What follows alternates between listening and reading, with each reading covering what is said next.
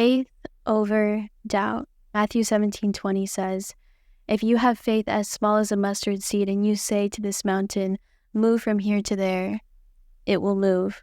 Nothing is impossible for you." Those words are not just a Bible verse, but actually the foundation of where the journey began. It all started at a burrito business where I would wrap burritos and work my way up from dishwasher to manager. And that's where my entrepreneurial journey was really started, was forged. And believe it or not, is where I found my true hard work ethic. If you are right now doing hard work and you're wondering, will this eventually pay off? This story might flip that belief on that. So I was grilling some meat that day as a vegan. Such a fun job. And at the end of the shift, we have to clean the vents where all the grease is. And so I was up on the ladder, like cleaning the vents, and then I actually fell and slipped onto the stove. And I still have a scar to this day. Thank goodness the stove wasn't on. I probably would have had to go to the emergency room. But after that, I literally just got my bandage on and went right back to work. And what I realized is that I don't think most people would do that. I think that is where I realized how I had this strong work ethic. And most 9-to-5 positions I went into, I would then begin to work my way up, get more responsibility. What that allowed me to do was during the late nights where I had no proof of what I was doing was working, where I was questioning if this was meant for me, if I knew that I could actually do it, I had a solid foundation of proof that I could actually put in hard work. And I knew that if I sacrificed, that I wouldn't ever have to work for someone ever again. And if you are watching this video right now, I bet that is you as well. That's why work is so much more important than words. And in Proverbs 14:23 says, "All hard work brings a profit, but mere talk only leads to poverty." You might be aware that the entrepreneurial journey is far from just smooth equilibrium, no up and downs, right? It is actually quite a bit of chaos and consistent up and downs. And if you're facing that struggle right now, then I want to tell you and share with you the 10 struggles that I went through to hit my first 6 figures. Number one, like I said, building confidence. It starts with those small wins, realizing that you can outwork most people. That will then build confidence. And it will start to form this rock solid foundation of proof and belief in yourself. Next struggle, number 2, is taking a risk. Now, this is a struggle because most people around you will tell you not to do what you want to do, not to take the risk.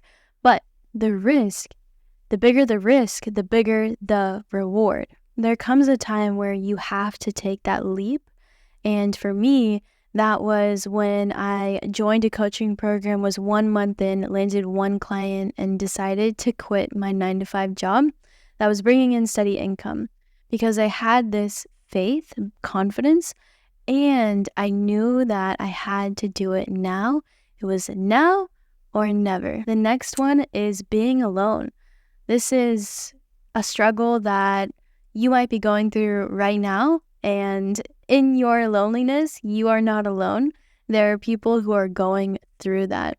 I remember one night when I was working on a VSL for a client, just like scripting it out and creating the slides for it. And I was up till like 2 a.m. and I was actually reading Elon Musk's book, and he was basically my friend during that season. Certain books that you read can kind of be like a stamp of what that season was like for you. And during the time I was reading Elon Musk's biography, the first one, not the second one, was when I was, really putting in those long hours, long days, and being alone throughout it. There was one specific night where, I just got asked, to come out, and I actually got made fun of because I wanted to work. And if that is you right now, I understand that feeling, right? Of even feeling like FOMO or even feeling guilt for not wanting to do what everyone else is doing. and choosing the thing you know is going to allow you to reach the next level, to gain more skills, and just to level up, right? But if we want to level up, we do have to say no to some things. During that time, yes, you may be scrutinized. Yes, you may be judged, but remember that you will always have access to them the more successful you become. Speaking of sacrifice, the fourth struggle is delayed gratification. Being willing to sacrifice those short-term dopamine hits that our brain has been wired to desire for the long-term healthy dopamine that comes from doing hard things, building solid foundations, creating healthy relationships, working on yourself, and having the discipline to delay the gratification, because success does not come overnight. And in Hebrews 12:11, it says, "No discipline seems pleasant at the time. Later on, however, it produces a harvest of righteousness and peace for those who have been trained by it." The fifth struggle on my way is rejection. You will have to get ready to hear no more times than you probably will expect. But each no will lead you to a yes. Each rejection is a lesson, is an opportunity for growth and not a failure. I've told this story quite a few times, but yeah, my first rejection, I remember going to prepare for that sales call all night long. And then when I go to show up, she was like, nah, like my husband said it's too much, blah, blah, blah. And I actually cried and was like, not okay. But after that like wound of failure, of fear of judgment, of rejection became less and less over time. And I actually started reframing my mindset to see no's as opportunities for growth and doorways for yeses. The next struggle, are you ready for it? Limiting beliefs. So we all have these beliefs that were given to us in our childhood, and we start to use them throughout our life, right? They start to encompass who we are, and we start to believe that they are true. But sometimes there's beliefs that are limiting us and are keeping us from taking action, from, like becoming a leader and stifling us from our true potential. Maybe you've heard the ones, I'm not good enough, I don't have enough background for this, it's too risky. If any of this sounds familiar, you're not alone. This is a struggle that, has been pretty consistent in my entrepreneurial journey. Even the imposter syndrome, belief of like, does anyone actually want to listen to me? Am I even valued? And I'm just being so real and transparent here that as I've gone through my journey, that's been a consistent belief I've had to rewire. Another one has been that rest. I cannot be successful in rest. I believe that you can scale in a way that is sustainable, whereas a lot of business coaches are teaching like literally work yourself to death. But in my day in the life video I'm going to drop here soon, I will show you what my day looks like, and you can be successful and still live a healthy life and not go into burnout. The next struggle I've had to face has been high standards. So having high standards above everything else.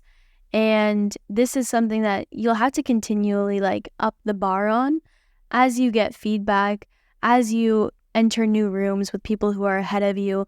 You will start to stretch the gap between where you are and where you want to be, and start to improve the quality of things that you're doing over time. Having high standards can be a struggle if you are surrounding yourself with people who are not on a similar wavelength, who do not also have high standards.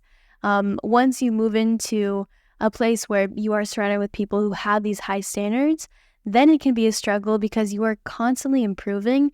And you can get to like this hamster's wheel where sometimes it feels like it's never enough. Every single day that you show up, every single time you choose to do the thing that you know is going to give you a better outcome that is of the standard that you know you are capable of, you are saying no to the part of yourself that wants to believe that you don't need to have yourself held to this high standard. And when we can say no to that version of ourselves more often, it'll dwindle over time, and we will start to become that person who has all of the things that we want, who is making six figures, who knows who they are internally and has that confidence and drive inside of them because they have these high standards in place. Failure and persistence. There have been so many times where I have failed, where I have, not done the task, not closed the call, and maybe wasn't able to motivate someone or wasn't able to do the thing that I know I was capable of doing. And I failed. But what matters most is that we were persistent. Yes. When we can be persistent, even in our failures, we will begin to grow and learn from them. Every single successful entrepreneur has a path of failures behind them. I failed so much. I failed so many times. But every time that I make a mistake or I fail or I don't do what I thought I was going to do, or I'm close to the edge of giving up, and I persist and I keep going. I continue to build that muscle of doing what I don't want to do. And I learn that failure is not a bad thing. Failure means that you are trying, right? Failure means that you are continuing to try and improve. So keep going, and I believe in you. I believe that you have the power to overcome any roadblock that comes in your way. Any type of situation or problem that arises, you have the power to overcome it. And better yet, what I believe is that God, if we can give over the problems to Him, that He will help us through His strength overcome these problems. I can't do it on my own. I have to give it to Him, and I know that it's better in His hands than mine, as long as I stay obedient to what He wants me to do. The next struggle is outsourcing, learning to give up control.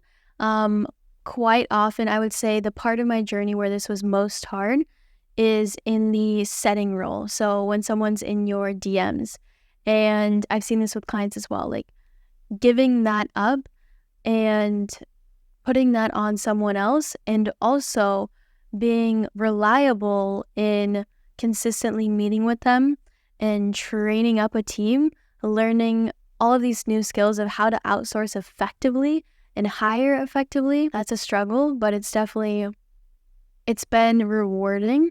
I don't think you need to do it on your way to six figures to outsource, but if you want to sustainably make income every single month and still have time in your day, I highly recommend outsourcing once you get to the point where you have enough volume of leads in your business to give to DM setters, as well as content if you have the funds to outsource that as well.